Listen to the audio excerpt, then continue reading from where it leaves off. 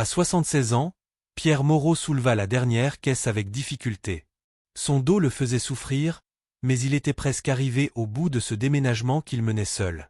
Après 40 ans passés dans la maison familiale de la rue des Tilleuls à Orléans, il se retrouvait dans ce petit pavillon de location en périphérie de la ville, dans ce qu'on appelait le quartier de la Gare. L'endroit était modeste, un salon étriqué aux murs fissurés, une cuisine avec une cuisinière d'un autre âge, une chambre et une salle de bain minuscules. Mais pour un hébergement temporaire de 2 mois, c'était acceptable. En ouvrant le premier carton de vaisselle, Pierre se demandait encore pourquoi il avait accepté cette aventure. La réponse, il la connaissait, il avait besoin de temps. Du temps entre la vente de l'ancienne maison et l'emménagement dans la nouvelle. Du temps pour réfléchir à ce qu'il voulait vraiment faire du reste de sa vie. Il disposa 2 photos encadrées sur le manteau de la cheminée, seule décoration de la pièce. La première montrait Marie, sa femme décédée 6 ans plus tôt, souriante avec ses cheveux bruns détachés, près du lac d'Annecy où ils avaient célébré leurs 20 ans de mariage en 1987. La seconde les réunissait tous les 3. Lui, Marie, et leur petite Céline, alors âgée de 8 ans. « Si seulement tu pouvais voir ce qu'est devenue notre fille, Marie, murmura-t-il en effleurant le verre de la photo. Peut-être que c'est mieux que tu ne puisses pas. Marie était morte d'un cancer du pancréas, rapidement et sans pitié. Elle était la seule personne qui le comprenait vraiment, qui le voyait non pas comme un distributeur de billets ou un meuble parlant, mais comme un être humain avec des rêves, des peurs et des espoirs. Après sa disparition, Céline n'apparaissait plus que rarement. Généralement quand elle avait besoin de quelque chose. De l'argent pour refaire la cuisine, pour les vacances d'été, pour une nouvelle voiture. « Papa, de toute façon tu ne vas pas le dépenser pour toi. Et Julien et moi, on en a besoin maintenant, disait-elle toujours. Et Pierre cédait, non pas parce qu'il croyait en sa sincérité, mais parce que c'était plus simple, et parce que Marie avait aimé leur fille envers et contre tout. En sortant la bouilloire du 2e carton, une vieille bouilloire sifflante que Marie avait achetée aux Puces de Montreuil lors d'un week-end en 1993, Pierre sourit au souvenir. « Regarde, Pierre, elle est exactement comme celle de ma grand-mère, avait-elle dit. Quand il s'était installé à Orléans dans les années 70, Pierre était un jeune ingénieur hydraulique ambitieux et plein d'idées. La municipalité l'avait embauché pour concevoir un nouveau système d'adduction d'eau après que l'ancien eut défailli lors des inondations de 1976. Marie et lui étaient enthousiastes. Céline venait de naître. Ils avaient acheté cette maison rue des Tilleuls en pensant que c'était temporaire, pour quelques années. Mais ils y avaient vécu toute leur vie. Le travail avait complètement absorbé Pierre. Il concevait des systèmes d'alimentation en eau et d'assainissement, résolvait les problèmes de drainage, luttait contre la pollution des nappes phréatiques. Dans les années 80, il développa un système de filtration innovant qui fut mis en œuvre dans plusieurs villes de la région. Le brevet rapporta de l'argent, mais Marie n'avait jamais aspiré au luxe. « Gardons tout pour les études de Céline », disait-elle. Et c'est ce qu'ils firent. Céline grandit en fille intelligente mais froide. Elle voulait toujours plus. De meilleurs jouets, des vêtements de marque, des loisirs coûteux. Pierre se souvenait de sa colère quand il ne lui avait pas offert de voiture pour ses 16 ans. Tous les pères normaux ont assez d'argent pour acheter une voiture à leur fille, avait-elle crié. Il se rappelait le jour où elle leur avait présenté Julien. Grand, avec un sourire parfait, portant un costume cher. Diplômé d'école de commerce, analyste financier en devenir. Il avait regardé leur maison avec un dédain mal dissimulé, comme s'il évaluait s'ils étaient assez riches pour être les parents de son élu. « Que faites-vous dans la vie, monsieur Moreau ?» avait-il demandé. « Je suis ingénieur hydraulique. Je conçois des systèmes d'adduction d'eau. » Ah ! Il avait marqué une pause. En gros, un plombier municipal. Céline avait ri comme si c'était la blague la plus spirituelle du monde. Marie avait serré la main de Pierre sous la table, lui demandant silencieusement de ne pas réagir. Et il ne l'avait pas fait, comme tant d'autres fois depuis. Pierre soupira et mit la bouilloire sur le feu. Il était temps de préparer du thé et de commencer à déballer le reste de ses affaires. Dehors, le ciel de février en Loiret se teintait de gris. 3 semaines plus tôt, il avait signé les papiers pour vendre la maison familiale. Cette demeure bourgeoise de 2 étages, construite au début du XXe siècle avec sa large véranda et son jardin de magnolias, était partie à un jeune couple de médecins pour une somme qui lui semblait correcte. Céline était furieuse quand elle avait appris la vente. Tu as perdu la tête? C'est notre maison de famille. J'y ai grandi. Tu n'avais pas le droit de la vendre sans me consulter. Si je me souviens bien, tu disais qu'elle était démodée et trop grande pour un vieil homme seul, avait-il remarqué à l'époque. Mais ça ne voulait pas dire qu'il fallait la vendre à des étrangers. Julien et moi, on aurait pu s'y installer. Pierre avait failli éclater de rire. Julien, qui avait toujours été méprisant envers sa demeure dépassée, voulait soudain y vivre. Apparemment, il comptait juste sur l'héritage et l'immobilier gratuit. La maison est vendue, Céline. Les papiers sont signés. Où vas-tu aller maintenant? En maison de retraite. J'ai loué une petite maison temporairement. Temporaire. Elle avait ricané. Tu es tombé bien bas, papa. D'une belle maison à je ne sais quel taudis.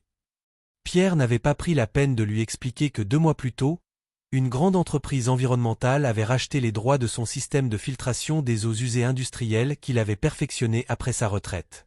Il ne lui avait pas dit le montant de la transaction, ni qu'il avait déjà choisi une nouvelle maison. Qu'elle pense ce qu'elle voulait.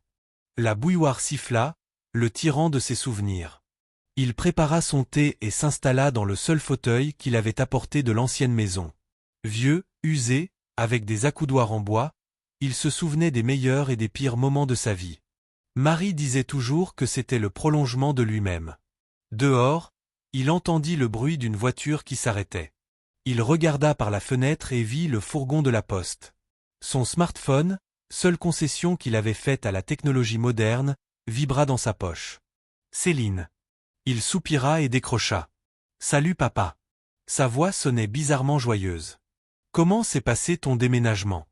Tu t'es bien installé? » « Oui, ça va. » « Écoute, Julien et moi, on pensait qu'on pourrait peut-être passer chez toi, voir comment tu t'installes, te donner un coup de main si tu veux. » Pierre faillit sourire. Depuis quand Céline et Julien voulaient-ils l'aider? Il n'avait pas proposé leur aide une seule fois en 6 ans. Même pas quand il avait subi une opération du cœur 2 ans plus tôt. « Ne t'en fais pas, je me débrouille. »« Papa, ne sois pas têtu. On est ta famille. On s'inquiète pour toi. »« Vous vous inquiétez pour mon argent, pensa-t-il. Mais à voix haute, il dit « D'accord, venez demain soir. Je préparerai le dîner. » Génial. Elle semblait vraiment soulagée. « À demain alors. Oh, et papa, envoie-moi ta nouvelle adresse par SMS. » Il dicta l'adresse et raccrocha. Par la fenêtre, le facteur remettait un colis à une voisine, une femme corpulente d'âge moyen en survêtement coloré. Elle expliquait quelque chose avec animation, agitant les bras. Pierre se détourna de la fenêtre et regarda la photo de Marie. « Tu sais, chérie, parfois je me dis qu'on l'a trop gâtée quand elle était petite, » dit-il à voix haute. « Peut-être qu'on aurait dû être plus strict. » La photo, bien sûr, ne répondit pas. Il finit son thé et retourna déballer ses affaires. Dans une des caisses se trouvait un dossier avec les papiers de la nouvelle maison et les photos couleurs que l'agent immobilier lui avait envoyées. Il les sortit et les étala sur la table. Une demeure coloniale de 2 étages construite il y a 5 ans dans le quartier le plus huppé d'Orléans. 6 chambres, 5 salles de bain, bibliothèque, home cinéma, piscine, cours de tennis et 3 hectares de terrain paysager. Qui aurait pensé qu'un vieil ingénieur hydraulique que son gendre considérait comme un plombier municipal pourrait s'offrir une telle demeure? Pierre remit les photos dans le dossier. Céline et Julien verraient tout de leurs propres yeux bientôt. En attendant, il pensait les laisser croire ce qu'ils avaient toujours pensé de lui. Après tout, la soirée de demain promettait d'être intéressante. Il rangea le dossier avec les papiers de la nouvelle maison dans le tiroir de son bureau et retourna déballer ses affaires. Céline et Julien venaient demain, et il voulait que la maison soit en parfait ordre à leur arrivée. Qu'il voit que même dans une demeure modeste, on peut créer du confort et de la convivialité. Il passa le reste de la journée à ranger les livres, suspendre les vêtements dans le placard et organiser la cuisine. Quand la nuit tomba, il commanda un dîner dans un restaurant chinois voisin. Il était trop fatigué pour cuisiner. Après le dîner, il s'installa dans son fauteuil avec un livre, mais ses pensées revenaient sans cesse à la visite prochaine de sa fille et de son gendre. Qu'est-ce qui les motivait? Était-ce vraiment de l'inquiétude pour le vieux père? Ou de la curiosité mélangée au désir de s'assurer qu'il avait finalement abandonné? Ou peut-être voulait-il simplement voir s'il lui restait quelque chose de valeur après la vente de la maison. Il savait qu'il ne devrait pas être si cynique envers sa propre fille, mais des années de négligence et de condescendance avaient fait des dégâts. Il ne croyait plus en la sincérité de Céline, et certainement pas aux bonnes intentions de Julien. Demain, cependant, les choses s'éclairciraient. Il ferma le livre avant d'avoir lu 10 pages et alla se coucher. Pour la première fois depuis des années, il ressentait une étrange anticipation, presque enfantine, comme s'il préparait une farce aux tyrans de l'école. Marie avait toujours dit qu'il y avait en lui un optimiste incorrigible que ni les années ni les déceptions ne pouvaient tuer. Peut-être avait-elle raison. Pierre sourit dans l'obscurité de la chambre et ferma les yeux. Demain serait une journée intéressante. Demain, Céline et Julien recevraient la leçon qu'ils méritaient depuis longtemps. Le lendemain soir, quand ils frappèrent à la porte, Pierre compta jusqu'à 5 avant d'ouvrir. Du calme. Juste du calme. Céline, Julien. Il sourit aussi naturellement que possible. Bienvenue. Papa. Céline l'embrassa sur la joue, laissant une trace de rouge à lèvres qu'elle essuya avec son pouce. Comment ça va? Bien, merci, Pierre. Julien lui tendit la main.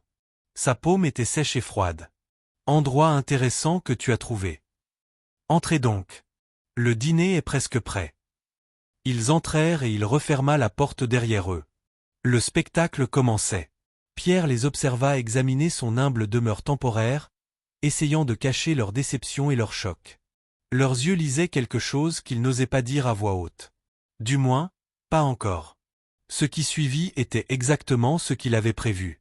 Leurs commentaires méprisants, leur fausse inquiétude, leur certitude qu'il était ruiné. Jusqu'au moment où il sortit le contrat avec Global Echo et les photos de sa nouvelle maison. 8 millions d'euros pour le brevet. Une demeure de 6 millions d'euros. Leurs visages changèrent instantanément, passant du dédain à l'envie en quelques secondes. Mais Pierre avait déjà pris sa décision. Le lendemain, il signerait les papiers créant la fondation Marie Moreau pour l'eau propre. Et son testament serait modifié pour léguer la majorité de ses biens à cette fondation plutôt qu'à sa fille. Céline recevrait une somme d'argent et la maison de la rue des Tilleuls qu'il avait mise en location, de quoi vivre confortablement. Mais l'essentiel irait à la charité, pour financer des projets d'accès à l'eau potable dans les pays en développement. Pour la première fois depuis des années, Pierre se sentait libre. Et cette liberté n'avait pas de prix.